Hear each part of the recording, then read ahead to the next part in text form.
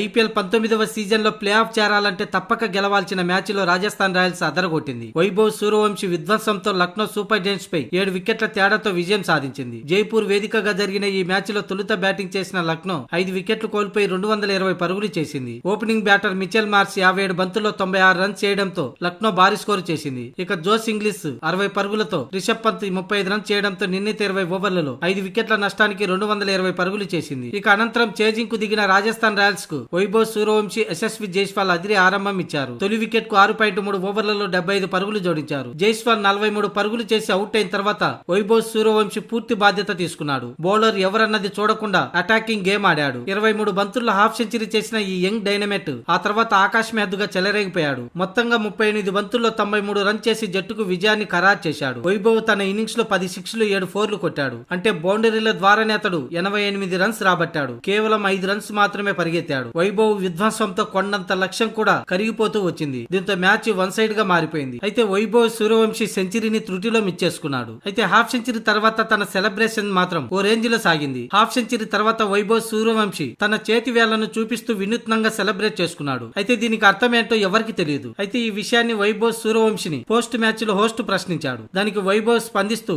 ఏమో సార్ నాకు తెలియదని వైభవ్ బదులిచ్చాడు. అలాగే తన ప్రదర్శనపై స్పందిస్తూ లక్నో బ్యాటింగ్ చేస్తున్న సమయంలోనే డగౌట్ నుంచి నేను పిచ్చి స్పందిస్తున్న తీరును నిశ్చితంగా పరిశీలించానని చెప్పాడు. మేము బౌలింగ్ చేస్తున్నప్పుడే డగౌట్ లో కూర్చొని పిచ్చిని పరిశీలించాను. వికెట్ బ్యాటింగ్ అనుకూలంగా ఉన్నట్లు గమనించాను. అందుకే ఈ రోజు ఇన్నింగ్స్ ప్రారంభంలోనే తొందరపడకూడదని కొంత సమయం తీసుకొని చెలరేగిపోవాలని అనుకున్నాను. ఎక్కువ సమయం క్రీజ్ లో ఉంటే మరో ఎండులో ఉన్న బ్యాటర్ కూడా సహాయపడుతుందని భావించాను. మొదట స్లోగా ఆడి ఆ తర్వాత దూకుడు పెంచడం నా ఆలోచన. దానికి తగ్గట్లుగానే ఈ రోజు బ్యాటింగ్ ను కొనసాగించానని వైభవ్ సూర్యవంశీ అన్నాడు. టార్గెట్ ఎంతైనా సరే ఓవర్ల మధ్యలో 2-3 ఫోర్లు గాని 6లు గాని బాధితే చాలు, ప్రెజర్ రిలీఫ్ అవుతుంది. వీలైనంత వరకు క్రీజ్ లో ఉండేందుకే ప్రయత్నించాను అని వైభవ్ సూర్యవంశీ చెప్పుకొచ్చాడు. ఇక నేను హాఫ్ సెంచరీ తర్వాత చేసిన సెలబ్రేషన్స్ అర్థం ఏంటో నాకు కూడా తెలియదు. ప్రతి మ్యాచ్ లోని ఏదో ఒక కొత్త స్టైల్ చూపిస్తుంటాను. దాన్ని నేను ముందే ప్లాన్ చేసుకోను. అలాగే ఎలాంటి ప్రత్యేకమైన అర్థం కూడా లేదు. గత మ్యాచ్ లో నేను చేసిన సెలబ్రేషన్స్ కూడా ఎలాంటి అర్థం లేదు. నేను కొత్తగా సెలబ్రేషన్ చేసుకోవాలని అనుకున్నా అంతే అంటూ వైభవ్ సూర్యవంశీ చెప్పుకొచ్చాడు. ఇక చివరి మ్యాచ్ గురించి పెద్దగా ఆందోళన చెందడం లేదు. ఎందుకంటే ఆ రోజు ఏం జరుగుతుందనేది మేము ముందే ఊహించలేం అని వైభవ్ సూర్యవంశీ చెప్పుకొచ్చాడు.